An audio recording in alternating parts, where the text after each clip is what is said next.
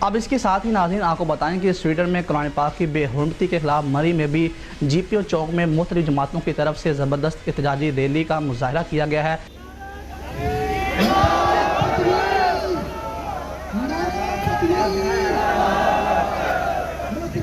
کہ جس میں سویڈن حکومت کے خلاف سخت نعرے بازی کی گئی۔ تقریر کرتے ہوئے علماء کرام کا کہنا تھا کہ سویڈن واقعہ پر قرارداد سے بڑھ کر منصوبہ بندی کرنے کی ضرورت ہے۔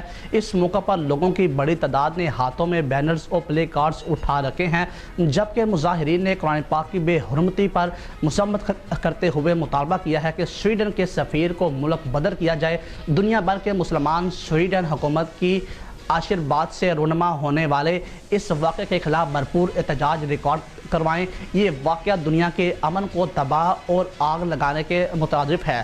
سویڈن یا یورپ میں قرآن پاک کی بے حرمتی کا یہ پہلا واقعہ نہیں ہے، اس کے لیے بہتر حکمت عملی درکار ہے۔ آخر میں علماء کرام اور عوام کی بڑی تعداد نے احتجاجی ریلی بھی نکالی۔